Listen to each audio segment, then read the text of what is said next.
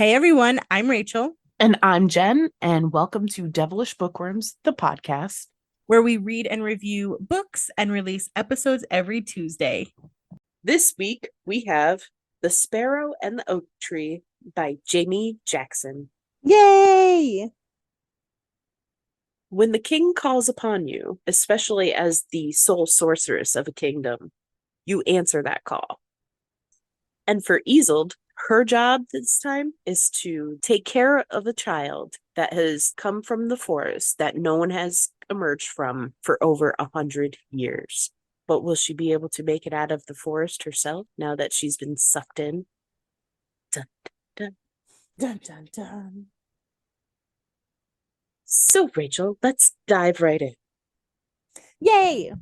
So, this book is a retelling of Tristan and Isolde, and I remember when we were younger that a movie came out by the same name. And I think it had, I could have done research, but of course I didn't. I think it had James Franco as the lead or something. And I think there was a blonde lady who played Isolde.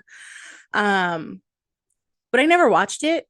I think it came out around the same time as Tuck Everlasting, which I also did not watch. Like I remember that it came out and I remember thinking like, oh, that looks cute. I should watch it. And then I didn't watch either one of them. So I actually don't even know the story of Tristan and Isolde. So it's kind of interesting reading a retelling when I have nothing to compare it to. Yeah, I can definitely say I don't think I saw the movie either. So yeah, I think I'm gonna go back and like watch the movie or do some Googling after. Um, so you didn't really you don't know the story like the original story either, huh? Not a clue. Not a... Not a clue. So when we are introduced to the book when we first dive in. Isolde is traveling through the woods with her companion Bear, and they are on their way to this town where this kid was apparently walking in the woods and he came out, but like no one else has come out of the woods alive in forever. So they're like, there's something wrong with this kid. So she's like sent to go take care of it. And she's a sorceress, which we're told is different. If I remember correctly, is different from a A witch, mage. a mage. Because one pulls their energy from like the world around them, the other one pulls their energy like from the depths of hell or something. But she's kind of singular. There are not many of her around. So they go to the castle, and one of the things that I noticed when she was going to the castle is like she looks up and she sees like the holes where they would pour the hot oil on intruders. And I thought that that was like a fun little nod to like history. I was like, hot oil, also horrible.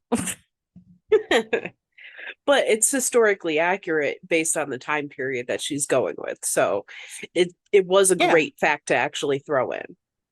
that's why I thought it was fun. Yeah. I will say that Jamie is good at kind of getting the feel for a place. Like I felt like I was immersed in um the settings that she was trying to convey. Oh yeah, she really did a good job. Like she gave the town like this creepy, just vacant vibe. Like Mm-hmm. everybody's terrified, everybody's just stopped what they normally do. And in my opinion, it kind of gave like COVID vibes. Because Ma'am, this like, is the second time in two podcasts where you mentioned the Rona. Are you okay? oh, it's still like taunting or well, it's traumatic, It's haunting okay? you. Yes. still have to deal with people that are fucking disgusting. They even after COVID, they never learned to be sanitary, and I just don't understand it. Facts. I So, remember, like, a weird little side note. I remember because I was obviously living in Vegas at the time, and mhm. it was when the Vegas Strip like shut down, and we drove through it. It was a ghost town. It was so creepy and so eerie because there was literally not a single soul on the strip. And that's exactly what like this town was. Like all the Mhm. normal markets that were supposed to be there, they're gone. Like there's nobody outside. All the doors and windows are freaking closed up, and not a single person is like trying to be out and about. And that just shows that something ain't right. So Something ain't right. when they go a little bit further and get to the kid, that's when things start to go a little kooky. Well, yeah, he was like possessed. It was really weird. Like The weirdo little kid. no one wanted to even be in the same room as this kid, but they at least they kept him fed, you know. I I was mean, like, at least. well, with the way that they were behaving, I was like, oh my God, is this poor kid eaten? Has he actually slept? They just lock him in a room and just leave him for starvation and death. I feel like with my bleeding heart, I would have tried to like be friends with him. Like the mayor's like, I didn't want to subject any of my people to being in the same room with him. And I'd have been like, are you okay? Do you need a teddy bear? Like, how old are you? I don't know. Do you need something? Are you good, bro? Yeah, you definitely would. You really would. Here's some cookies. Right. Oh. Want to go outside? Are you just gonna stare at me like a weirdo? Cool. Yep. Um, yeah, so basically they go into the room and like the little kid is there and she like looks at him or whatever and then is instantly transported into the woods from which he came, which was Eh, interesting. yeah, I'd probably especially pee my pants. yeah, I was gonna say, especially seeing as how they were saying that most people can't even survive that. Never Right. mind, like setting two people, never mind just one. One person is a problem, two is like, holy shit. But to end up in a wood, in like just the woods, not hearing anything around you, like it's completely silent. I would be freaking the fuck out. Like I would not just be looking for this little boy. I would be fucking hightailing it any which way I can go. But Yeah. not this chick. So this brings me to one of my points, like one of my bullet points. And there were, so I feel like there were times when like the information was given a little too like straightforward or a little too like unnecessarily. Like there were some times where it almost felt like information was pushed without it being needed to. So like there's one part where she's like in the woods and she's like thinking of all the ways that she could get water, right? But she's like spending too much time, like or not spending too much time. It was weird because she was like, okay, I'm having a really hard time saying this. The way that it was conveyed, the way the information was conveyed was a little hard for me to relate to because it was like, well, like I can pull, I can tilt my head and like pull down a leaf and try and suck the water off of it. But like, I don't know that I would be sitting there like thinking about it like that or like taking too much, like that much time to like weigh the pros and cons. Like, I feel like I would just did it. I would just do it. So it would be more like, like I pulled the branch down and opened my mouth, but no water dropped onto my tongue or something like that. And like, so when she's talking about how quiet it is in the woods, like she's explaining how quiet, and for 3 paragraphs, it's almost like she's like, it's quiet. Like it's so quiet, guys. I stepped on a stick and it scared me and I laughed and it was just so loud because it was just so quiet in the forest. And like I don't know if it was just like I couldn't relate to the wording. I'm not entirely sure, but like some things like that the way things were written took me completely out of the story. And the way that she described how quiet the forest was totally one of them. I was just like, okay, I get it. It's quiet. I get it.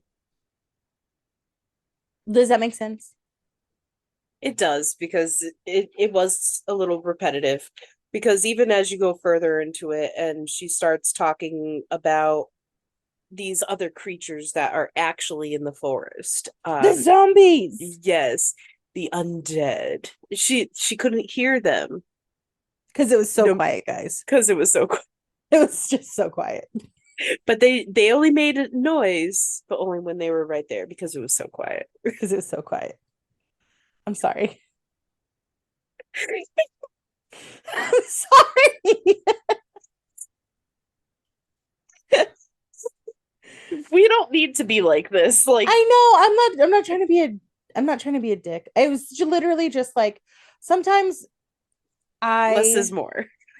well, and things that don't resonate with me resonate beautifully with someone else, as I repeat time and time again in the podcast. So like, this book honestly has fantastic reviews on Goodreads. Like everyone loves it. So don't take just my word for it. It was just something that I noticed and I was like, okay, I get it. It's quiet. And then later on, Bear is walking through the woods and he's like, it's so quiet, guys. And I was just like, ah! Yeah, everybody did kind of mention in one fashion or another that it was quiet, because we do have, well, because we didn't explain, there's three main characters. So well, actually, no, I lied. There's four. We have Isolde, then you have Bear, and then you have Tristan, and then you And have then the most important one of all, Horse. Horse. That is my favorite character. I'm just throwing it out there now. Because what better name for a horse can you get than Horse? I feel Oh, like it's a little breakfast at Tiffany's, but I get it. oh yeah, that's why I loved it so much. I was like, it's the cat named Cat. Cat. Oh, Cat, come Uh, back, Cat. Oh, oh my God, stop. That part's so sad. How dare you kick that cat out just because oh. you're having a bad day? Well, exactly. Which is why it was important that it was a horse named Horse. But then he went after her because he loved her. Of course he did. Spoiler for a 60-year-old movie.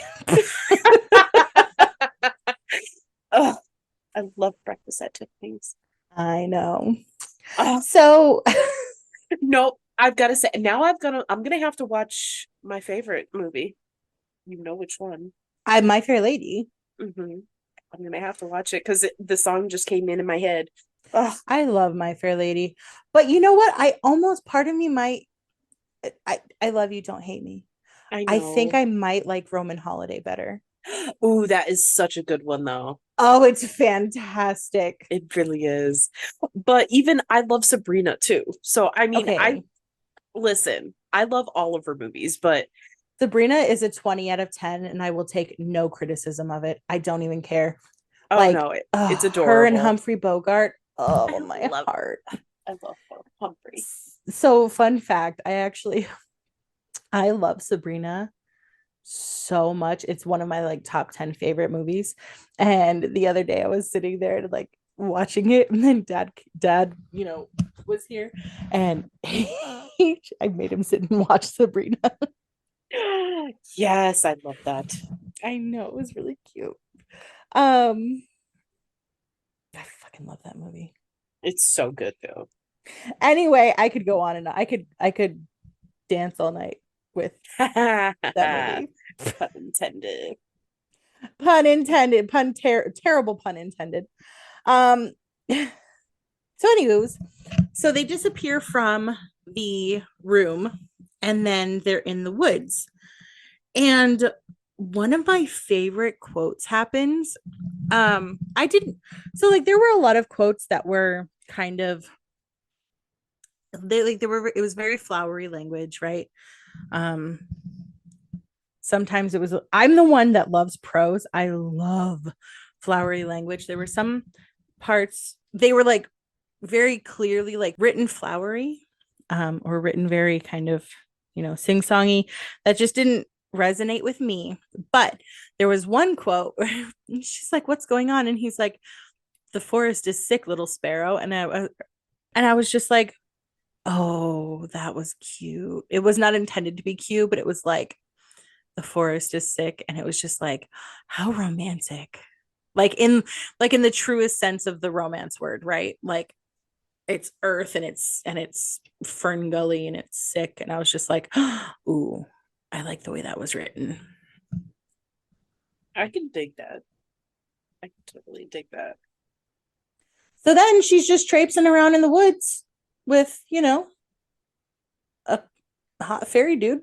Well, we should mention that Bear did not get transported. Nope, it So was just them two. it was them too. So there is a child and Isolde. But Yeah. she calls herself Sparrow because you never give a fairy your real name. Okay, so that is one of my, okay, so there's two things that I love about fairy lore. So one of the things is the fact that like true names hold power, right? Because of course they do. Of course your name means power, holds power. Um, and then also the fact that like you can't, like, they're tricksters and you can't trust what they say, like you have to read between the lines. When Mm. someone writes fairy, like fae, well, and you go back, like, to me, like a master of writing fae is someone who, when you get to the big reveal, and then you're second guessing every single conversation you've ever had, like they've ever had on the page.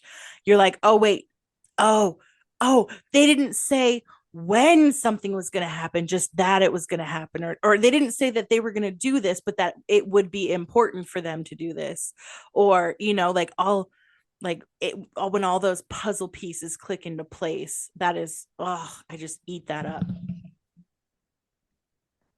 Yeah, and in almost every book, it's always the same thing. Like you have to make sure that you question everything that the fairy is saying. And I love Yes. that. I because that's how I think normally. Like anything that anybody says to me, like if they pay me a compliment, I'm questioning whether it's an ass backwards compliment, if they're being genuine, what sort Mm-hmm. of malice there may be behind anything else that they say. Like you always have to read between the lines with regular people, but of course when you have someone that's older and more experienced, you always have to read between the lines. Oh, absolutely. So I love that is like probably one of my favorite things about fairy folklore. Mm-hmm. So yeah. hmm Get my inquisitive brain going. I could deal with it. Yeah. Um, so they are in the woods, and they're, trying to survive. There's all of these zombies just everywhere. And it's kind of like, where did they come from? What happened? What is prompting this? There's nothing alive in the woods. So it's like, how did this come about? And then so they're trying to, they like hold up in a cave. I will say that I love when characters first meet, like that weird push and pull of like, do I trust you? Do I not trust you? Like, who's gonna break and be vulnerable first? You know what I mean? Like, just that beginning of how much do I relay and how much do I hold back? hmm It's like a dance. It really is. And you know what's funny is that one of my favorite quotes actually comes from part of their beginning. And Mm-hmm. it says, well, actually, it's my only quote. So Here you go, people. So this is your favorite quote. This is my favorite quote. I wanted to lean into him as much as I wanted to back away, those warring desires clouding my thoughts as much as his presence did. And when I tell you that, like, that push and pull is always like that, like, you always have, like, certain things that kind of, like, fuck with your brain. But those first meetings, they tell a lot. Yeah. So I have a good example of how like the writing didn't exactly land for me. And I think it might be because I over analyze and I over like, think things. There was one quote that it said, I twisted to look, coming to my feet and rising as I did so, because standing amongst the trees was something that didn't look quite human. And it tripped me up, and I'll explain why.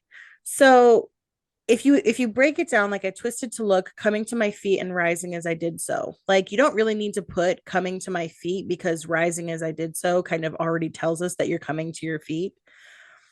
And then um because standing amongst the trees was something that didn't look quite human. And like that last part kind of makes it sound like you're rising to your feet because there's something that didn't look quite human, but you wouldn't know that until you looked behind you. So like if it was broken up a little bit more, like, you know, that you turned to look and then you noticed it and then you rose to your feet, that I feel like those are the things that kind of keep me in the story, because when I read a sentence like the way that it's written, it pulls me out because then I'm overanalyzing the sentence structure and like the way that it's written, because I'm like, wait, you wouldn't know that there's a creature that's standing there unless you turned around. But then is it saying that like she turned and then rose to her feet? I I don't, those are the things that sentence is like the perfect explanation of like why I was pulled out of the story a lot for things like that. Then Jen, you did mention like that there's three people, main characters. There's Bear, there's Isolde, and there's Tristan, and each of them have point of view. Like there's bits written from each of their point of view, which hella took me out. Not the fact that it was written Yeah. from each point of view, but it was because Isolde's is first person, Bear and Tristan's is second person, but then there are some times that it's written from Bear's point of view, but it's only like three like paragraphs, and I'm like, we didn't really need that. Like there was some parts where I felt like it was put in there to show certain things. Like there was one part that was put in there from Bear's point of view, and it was literally just literally it was just saying that he followed them into the woods. And I was like, but like, couldn't we have done Skip without that. that bit? Yeah. Yeah, it was almost like I said, sometimes there was information that was pushed, and I don't know if it was just like to over explain or to like up the word count, or like I don't know, but those were the bits that like hella took me out. And the back and forth from third person to first person, that was a lot for me. And see, for me, it was the repetitiveness of switching from person to person. So one person could say, like, um, here, Bear, turn around. And then the next paragraph, which is Bear's perspective, will go, then I heard, Bear, turn around. And it's like, we really didn't need that, because it was like literally one sentence beforehand, maybe two, that said that same thing, and then you changed perspective, and it just, we could have skipped to the whole he turned around and did this, Mhm. or you know. And I will say, like, there are books. I mean, a lot of books have different points of view. I'm totally down with different points of view. But like, I feel like it switched points of view so often in each chapter that it was less it was less like writing them. It was more head hopping, you know?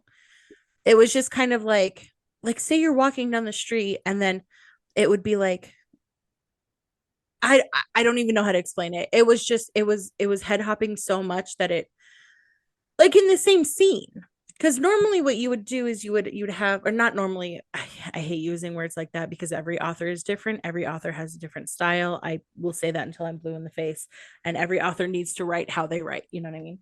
And like I said before, there are plenty of reviews that say how much they love the fact that Isolde's is from the first person and the other two are from the person or second persons because stupid third person because um then it's like um she's the main character and they're the side character. Like I totally get it. um but it happened multiple times within the same scene. Right. So instead of having it like, one whole day in his point of view and then one whole day in her point of view, or like, a big pivotal moment in one point of view and then switching, it was literally like, they're having breakfast and then it switches 6 times, Yeah. you know? It was very quick. Every time too. I mean, yeah, there was points where we stayed in Isolde's point of view a lot more, but then Mm-hmm. all of a sudden it's like Tristan Bear, Tristan Bear, Tristan Bear. Yeah. And and I'm like, oh, okay. Like I understand the different perspectives, but even just having a conversation, it doesn't need to change perspective Mm-hmm. or person who you're reading from to have that conversation. And I think it would have been a little bit better just to have that back and forth in her perspective versus then switching from her perspective to his perspective back Mm-hmm. to her perspective. It just would have flowed a little easier. I Well, don't get me wrong, like the information was there, like some of it was good to be in different people's perspectives. It would have read a little bit easier. and I think that part of the reason for it was because so the characters don't trust each other and they're not open with each other, right? So they don't really tell each other like the truth. They're not open. But when we get the boys' perspectives, there's not a lot of dialogue that happens. Mostly what we're getting when we see the boys' perspectives is is their thoughts, right? Like their thought process on the things. But I feel like their thoughts and the way they felt about certain situations could have been conveyed in dialogue from a different point of view. You know what I mean? Yeah, yep, I agree.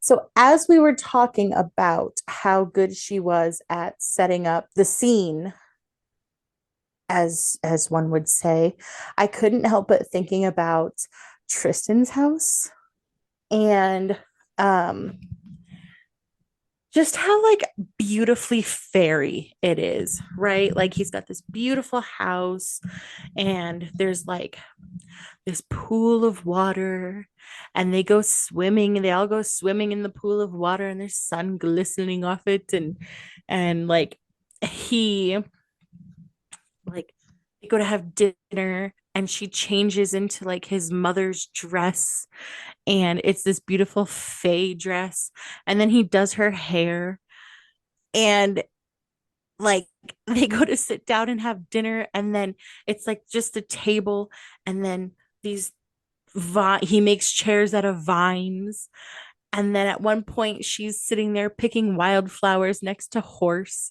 and it was just I felt and I don't know if you felt the same way but I felt just utterly immersed like just totally just head first into like just a huge fairy fantasy like every other and we've read a lot of fae books but like it was just to me it was like if you thought of a fairy that's what it was except he was like human size and hot instead of like small and like flying around.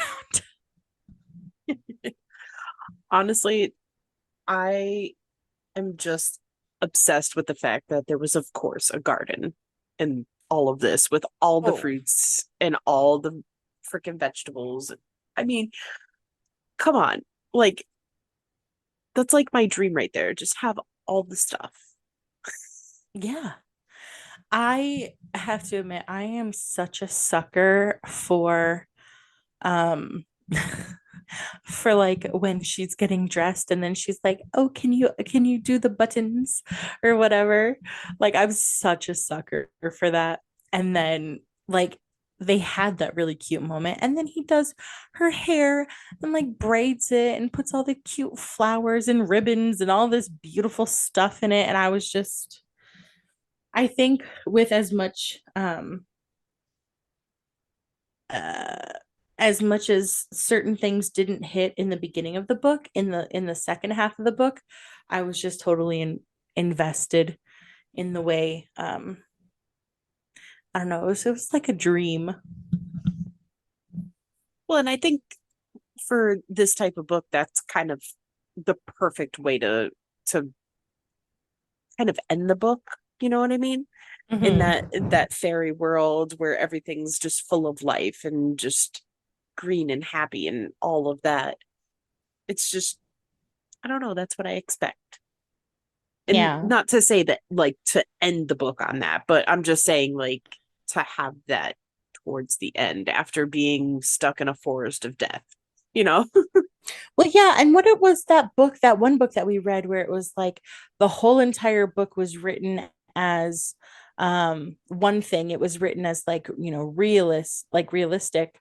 Um and it was like the drab, dusty, regular world. And then all of a sudden they're just submerged into like, you know, the dream world for them. Yep, that was a court of No, something. it was the It was, manor, something house. Um oh, the Starling House? Starling House. There you go. Yeah, that one. Oh, I thought you were going with the whole the Fairy. yeah, because it was a court of sugar and spice. Remember, they were going from like the real world, and then it was like bam, fairyland, and it was all like sugar plums Yeah. and all that.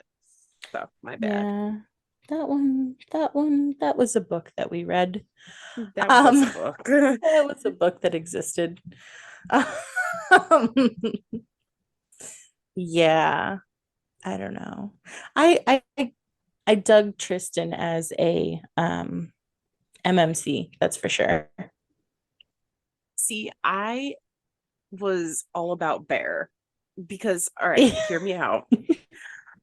He was not only like that protective, big burly guy with the obvious like fluffy side to him, but it was the little digs at Tristan that did it for me. So, Oh, that wasn't digs. That was full on animosity. oh, it was That was great. all out like Yeah, hostility. I loved every bit of it because so there at one point they were when they were walking through the forest and Tristan is trying to kind of like canoodle with little Sparrow here and Bear just comes along and keeps making noises for the horse, and then the horse keeps jabbing him or pushing him or moving his head to, stop him from touching Sparrow. And it was so great. It was perfect. Yeah. I love it. At one point, I mean, okay, so we already said that Horse was your favorite character, which Yes. hilarious. But Bear was totally mine. And like there was one part where they were like all together and he was just being the biggest cock block you've ever seen in your life. Oh, yeah, And he was. Tristan's like, "What are you even doing?" And he goes, "My job." Oh, God. Yeah. I think everybody needs like a personal cock block every so often. Oh, I know Oh I've got Lord. one. Is it me? No. I just text you, "What are you doing? What are you doing?" Oh my God. But I answer anyways. Exactly. I love when books just give you when they just give you what you need. You know what I mean? Like I feel in terms of um everything that I would want from like the imagery, the fantasy, like the imagery of a Fae book. I feel like this book gave it to me. And I'm all about that, man. You know those pictures where they're like, oh, that looks more like, you know, Steve Buscemi than Steve Buscemi looks like Steve Buscemi. You know what I mean? Oh Or like yeah. that cat looks more like Ron Perlman than Ron Perlman does. Yeah, there was this one about Owen Wilson. It's really weird. He's funny. I'm a big Luke Wilson fan. Okay. He's just a cutie pie. And he was way better for Elle Woods Okay. than that stupid blonde guy with his stupid blonde hair. I'm just kidding. No offense I, to blonde people out there. I'm just here for Jason Statham, but whatever. My name's Jason Statham. I'm so glad you did it. I'm not explaining that. I hope our audience just enjoyed whatever that was just now. I'm totally keeping it in too. There's no going back. You did it, and I'm here for it. And you No, I just don't made want me you to take like, it back. yeah, you just made me giddy. So like, I can't. Hmm. Did you watch The Beekeeper? Side note, No, no. So you didn't, okay, listen. I kind of got a little distracted during the movie, so no, I didn't. but do it though. Do it. Do it. I was trying. No, I mean watch the movie, you freak. That's what I meant, you dirty person. Dirty person. Oh Lord. Anywho, um, Oh, so you already said your favorite quote. I have a couple, and by a okay. couple I mean two. Okay. Um, so one was when Bear and Isolde were walking through the woods, and he's telling her to keep her hood up, and she's like, she doesn't love that she's got to keep her hood up, but she's like, whatever. And he goes, mysterious is better than open. And I was like, you're right, Bear. You tell her. Oh, there was also a part where he was like, if you can't keep the smile off your face, then you need to put your hood up. And I was like, That was the same part. yeah, I would need my hood. Yeah. But yeah, yeah.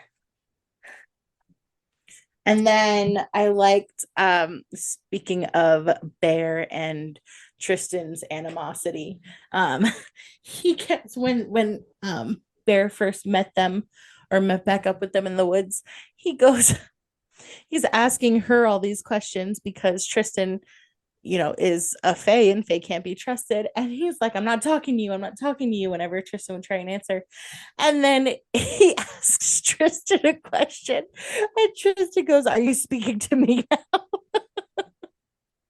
Oh my God. That part I, was, it was so funny. I thought it was funny. Oh, oh no, that had me cracking up because it like all of a sudden it's like, hello, are you gonna fucking answer my question? You just told me not to speak. Like, Exactly. oh God, I love those type of moments because I'm very much the person that causes those moments. Like, hey, like when we were on the phone, you were like, "Don't yell at me." I was like, "I can yell at you." You're like, "You just did." I'm like, okay, I'm sorry. I'm in a weird mood, people. So please don't mind me.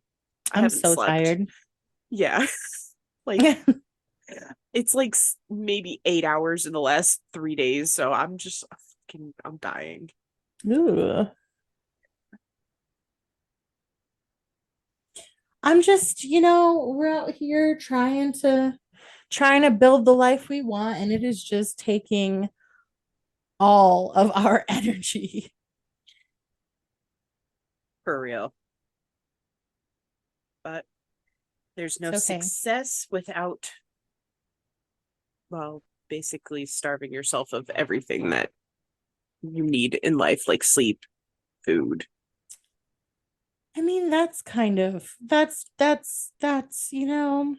A little extreme, but I mean, no, it's it's fact. disheartening. It's But it's sad. true. It's true What? though. Welcome to the United States. Drown Hmm. yourself to make the dream come true. And then it just doesn't come true anyway. I'm Now sorry. that was a I'm Debbie sorry. Downer moment. What was I saying the other day that was 100% Debbie Downer? I think everything. I think it was everything that I was saying at that particular moment. Yeah, you were just not having a good time. Sometimes I just, you know, You know, we're allowed. Okay. I was having a grumpy ass day myself, and then you just come along with your little bits of sunshine and make my day better. I mean, I try You succeed. sometimes, not always. Sometimes you have to put the phone down and walk away. Sometimes I'm just a cunt.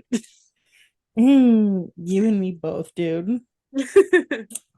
And that's when we have to pick up books that, you know, take us away from all of it, Yes. such as Which this one. I was just gonna say, and next week's, which we will get to as soon as you do, about the author. True. Maybe I just won't do it. Okay. I guess we're just not reading next week. We're never reading again. So Jen, what did you think about this book overall? Your overall thoughts? It wasn't bad. I'm not gonna say it's my favorite fairy book, but it definitely wasn't bad. I think that if you remove some of the spicy elements, that it would be a great young adult book. Um, but yeah, it wasn't exactly my favorite book, Mm-hmm. but I definitely think there's a lot of people that could really appreciate this book though. Yeah. No, I think that's very fair. I actually, you know what? The As you just said that, um I feel like that might have been one of the things that I had a hard time with was the ratio, right? Like the ratio between their relationship and then the actual story. Or Mm, I don't know how to best put that. But you get my drift. It's like I get you. I loved the amount of like tension between them. I loved the amount of like, romance in the story. Um, but I think that I'm also a huge plot person. Hmm. So I like when the stories have that huge romance element, but also have that huge storyline. Yes, more complexity to it. Yeah. Because I Yeah. think that too, it makes their relationship or their relationship journey more intense. Yeah, because there's no relationship that's like cut and dry. Yeah. But I thought that they were really sweet together. Um, I'm not gonna lie, I love the whole fact of just the subtle touches just radiated so much oomph. That's yeah. how I'm gonna put that. Yeah. Yes, I agree. I really dug this book overall, in terms of the story. Um, like I said, I had a little bit of rough bits, but I thought that the imagery that was conveyed, I really dug. So yeah. The Sparrow and the Oak Tree was released on February 14th of this past year, 2023. It is about 390 pages. If you would like to purchase the book, you can buy it on Amazon. It's like $15.99, I think, to buy at the time of this recording. But yeah, it was written by Jamie Jackson, who is also the author of Fear and Fury and Bound to the Fate of Kings. If you go on her Instagram or Threads, her handle is at Villain Leaning, VILLAINLEANING. She does have a link tree, which will bring you to her Goodreads page and then to her each of her books. And you can buy them right from her link tree. But I would say to go and follow her on Instagram because her Instagram is fantastic. She posts all kinds of things from reels about her books to like she just posted a couple days ago the Sparrow and the Oak Tree cocktail. So it's like a cute little like it's set up as a drink recipe, but it's like the cocktail of her story. But it's cute. That is cute. I love that idea though, to have a cocktail that you can sip on while you're reading the book. Oh, I know. There was one person when we first got onto Threads, and I can't remember where he is or what his handle is, but he was a mixologist and he said on Threads, like, hey, authors, like, let me know a synopsis of your book or like a quick snapshot of your book, and I'll make you a cocktail based on the book. And a ton of people responded. I know I responded, and he made me a cocktail based on my book about Stella and Frankie. That is so awesome. I love I that. know. And I took a picture of it. That's also the first time I've acknowledged my project in the public. Speaking it into fruition. I love it. I know. I need to freaking keep editing though. I need to carve out time. In the time that doesn't exist, I know. I get Yeah. it. And guys, we're so like, why are we all so busy? And it's like when we started this, it was like, oh yeah, we have loads of time on our hands. Yeah, we're like And, a book a week. That's so easy. We were reading 2, 3 books a week. yeah, like what happened to the time? Where did it go? I Dude, want it back. for real. Ugh. Like we're gonna finish this because just so you guys know, it's like 11 o'clock here, my time, when we're Yeah, it's recording. And 7:54 for me. yeah. So after I finish this, I'm going to lay in bed and open a book, which is why I'm never going to sleep ever again. Ever again. It's fine. Someone asked me over the weekend if we monetize our podcast. I'm like, bro, I wish. I wish we could. I know it would be nice for us to keep buying your guys' books. We need money. Right? That's all we want the money for is just to buy more books. Just to buy more books. That's literally it. I really don't think that's that bad. So if you would like to help us in that endeavor, like, subscribe, listen to our podcast wherever you listen to podcasts. If you want to monetize us just for shits and giggles, I mean, we can always give you our Cash App. No, I'm just kidding. I know, right? What if we open up a coffee account? But like, here, just tip us, please. Like, yeah, just tip us 2 cents. Give us your 2 cents. Give us your 2 cents. Join the conversation. I'm dead. All right, Jen, what are we listening to next week? Oh, What are we reading, you mean? That's what I meant. Okay, so next week we are reading Ace of Spades, The Wicked Boys of Wonderland by Jekka Wild. Ooh. Excited. So a couple weeks back, a couple weeks back, I had posted something about needing Alice in Wonderland Rex, and we've got Rex up the wazoo. So now I'm excited. Yeah. And also, about a week ago, Miss Jennifer was like, "Oh, we've read so many dark romances lately. We'll be reading so many romances." I'm just kidding. Oh, okay. In fairness, I was menstruating and I craved violence at that time, and now I'm not. So I'm a little more calm and I can dark romance again. Well, actually, we haven't even done dark romance lately. It's mostly just like contemporary.